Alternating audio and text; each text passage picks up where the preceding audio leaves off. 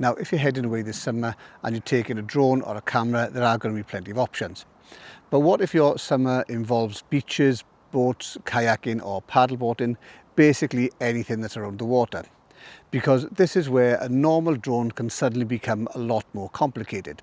So today I'm at a boating lake at Margam Country Park with my granddaughter.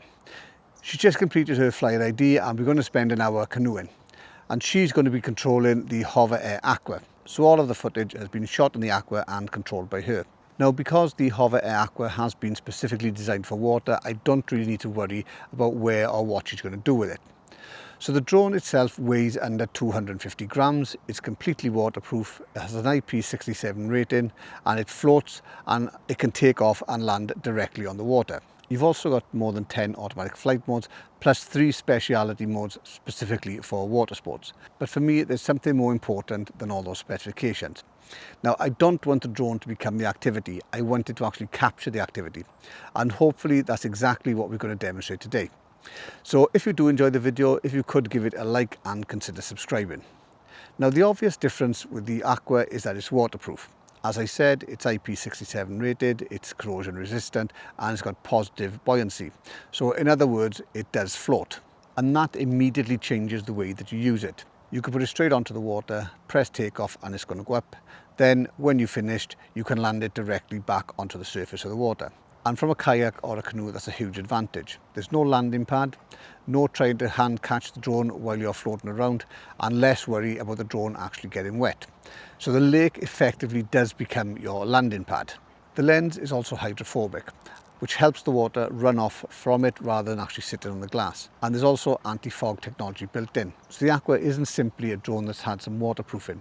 It's been designed specifically to be used around water from the ground up.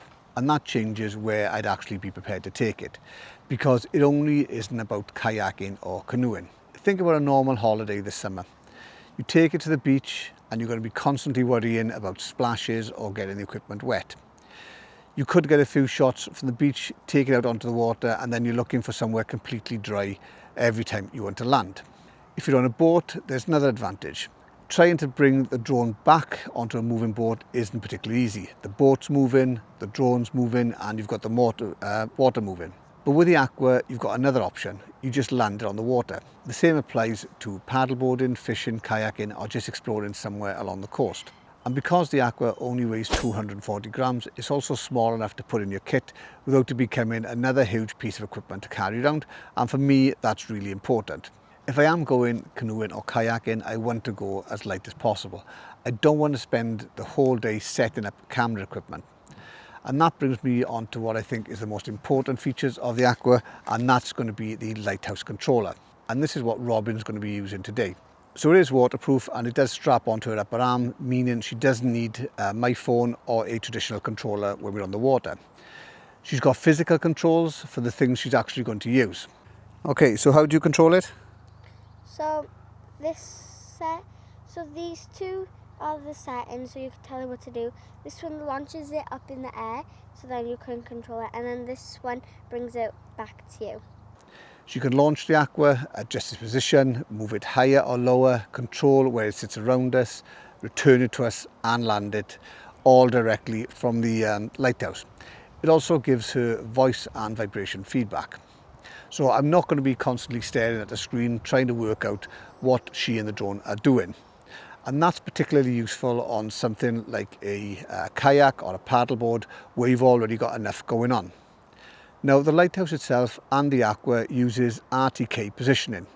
And without getting too bogged down in the technical specifications, it basically allows the Aqua to know very accurately where the lighthouse is. So even if the drone does temporarily lose visual sight of me, it still knows where I am. And then in addition to that, you've got the Virtual Tether. So think of that as an invisible safety line between you and the drone.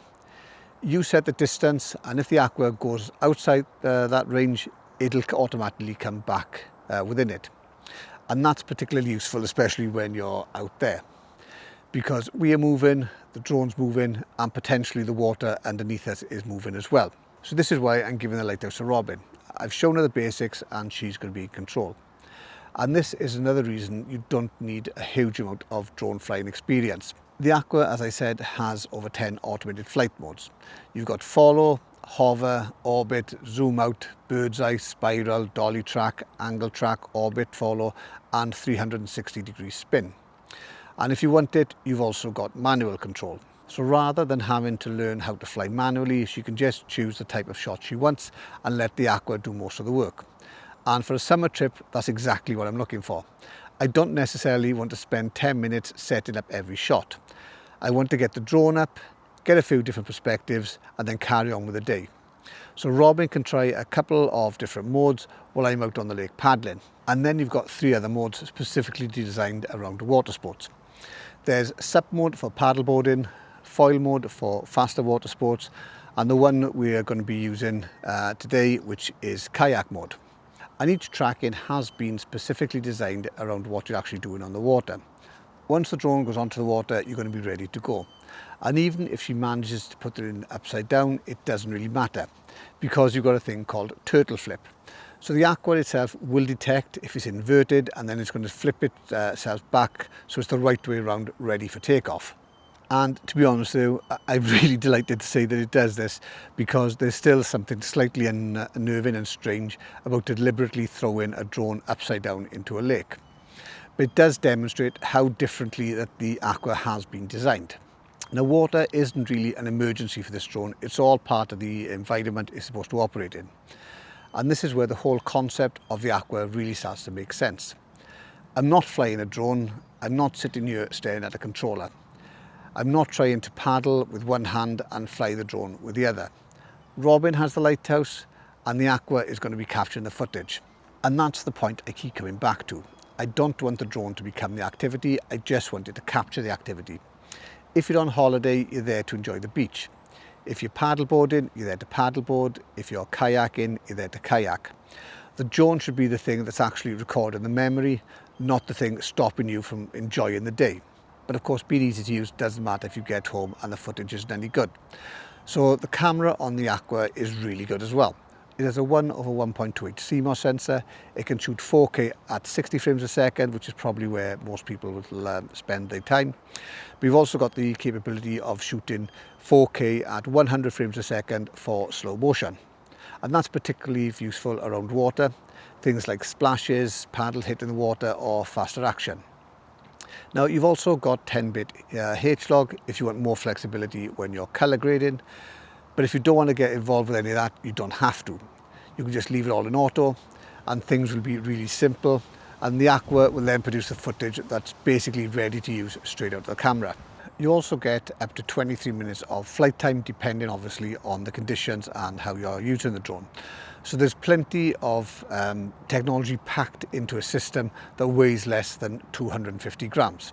There's also one other important thing you should know, is that the Aqua is primarily designed for use in open water, and as a result it doesn't have conventional obstacle avoidance around the drone, but really you shouldn't need it. Where it really thrives is in open spaces.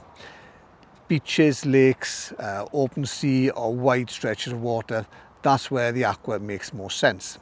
So is the HOVERAir Aqua the perfect summer adventure drone?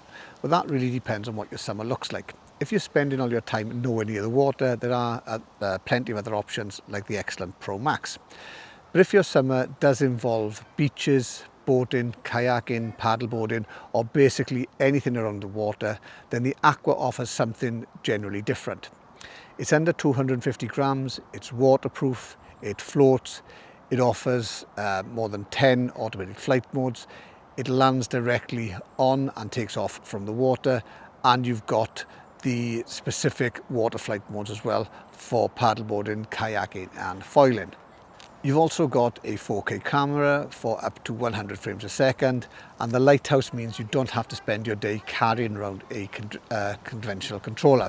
But perhaps more importantly, it's easy to use, as Robin has demonstrated far better than I could. Basically, when I'm away for the day or on holiday, I don't want to spend all my time thinking about the drone. I want to capture the activity, get the shot, bring it back, and then I can get on with enjoying the rest of the day. And that's exactly where I think the Aqua has a very strong case for itself for summer adventure cameras. Anyway, if you found the video useful, please give it a like and consider subscribing. If you'd like to support the channel even more, there's an option there for Buy Me a Coffee in the description below. It does generally help the channel and lets me go on to produce more videos. If you've got any questions, let me know in the comments and I'll do my best to answer them, and I'll catch you again next time. Thanks very much.